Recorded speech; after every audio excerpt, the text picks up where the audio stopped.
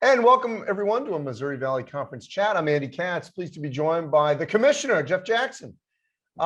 Jeff, this has been a changing era in college sports over the last decade or so, and it has permeated throughout. Doesn't matter what level. And yet the Valley has been incredibly reactive and proactive, especially in this latest move. The move of UIC, Murray State, Belmont, especially with Loyola going to the A10. Walk me through how you put each piece together to now, next season, 7 states, and bringing in 2 programs from the Valley, the Ohio Valley, that have had great success, could be the NCAA tournament this year, and one that has had some success at times, but most importantly, is in the city of Chicago. Yeah, Andy, I've been really fortunate. I work with a great group of presidents and a great group of administrators. And I think, even from the time when I was first offered the job in March to the time that I officially came on board in June, our presidents were very clear that they wanted to see the Missouri Valley in a better place at the beginning of the 22-23 season than where they were at the beginning of the 21-22 season. And I think we've been really fortunate with having the opportunity to engage, as you mentioned, 2 institutions, Belmont and Murray State, that have a great deal of history, a great deal of success when it comes to the sport of basketball, which is our most important vehicle in the Missouri Valley. And then adding a third component in Illinois, Chicago, UIC, that happens to occupy maybe the most important city in terms of our conference, in terms of recruitment and student activity and alumni participation. So I think our President's Council was able to accomplish their goal, which was put and set the Missouri Valley Conference on the path, which in the 22-23 season, I think people can look back and say that we have improved, we have enhanced our product from an MMR vantage point, from a broadcast vantage point, from a competitive vantage point, from a student athlete experience vantage point. All those things have been improved. It's crazy when you think about all the different alignment moves.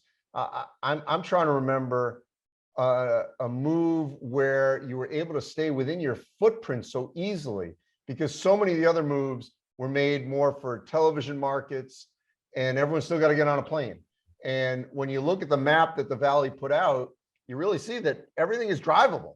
How important was that, and / fortunate that you had institutions that were within your geographic reach, if you will? It was important, but it wasn't absolute. I don't think there's any question. I think our council was very broad-minded in their approach. I don't think there's any doubt that we considered institutions that wouldn't necessarily be currently within our geographical footprint. But when the final determinations were made, there's no question that having an institution that you could drive to, having an institution that maybe was a quick flight, probably boded well for the institutions that were, given the opportunity to acquire membership. All right, so you lose 1, you gain 3, so it's a +2. How will that affect scheduling?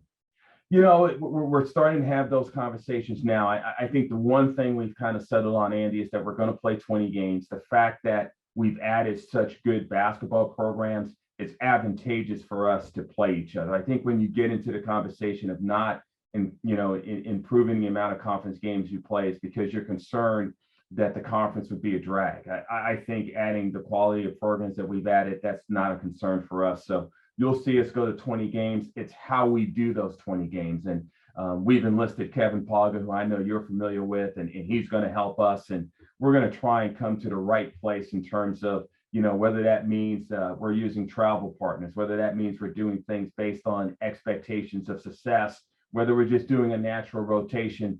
We'll have our administrators, we'll have our coaches, and obviously we'll use Kevin's great depth of knowledge to help us come to the right spot for the Valley. And lastly, Jeff, obviously I'm focusing in this conversation on men's basketball, but I don't want to ignore, what about the breadth of programs at the 3 institutions? How will they be affected as they join the Missouri Valley? It's fantastic. And again, you're right. It's not just men's basketball, it's basketball in general. You look at the success that those programs are also having on the women's side. again, this has been a conference that has been able to gain multiple bids to the NCAA tournament in both genders, and we should be able to continue upon and improve that path. But, the Valley is a multiple bid conference in baseball. It's a multiple bid conference in soccer. It's a multiple bid conference in volleyball. And all these programs will help enhance the opportunity for us to be, maybe now we're talking about 3, maybe we're talking about 4. And so we're really excited about the fact that not only are these programs that have a great deal of commitment to the success in basketball, but when you're at Illinois Chicago and you're looking at the stadium that Curtis Granderson was very instrumental in building, or you're at Belmont and you're seeing the things that they do with tennis, or there's just so many different avenues that can be positive for us with these 3 new additions. It just creates a great deal of excitement. And again, the most important thing, Andy, is I think we've improved the experiences of our student athletes. Well, unbelievable job, Jeff. You hit the ground running and took advantage of the opportunities that were out there for you. Congratulations. And I know more great things are coming for the Valley under your leadership. Thanks for having me, Andy. Stay safe.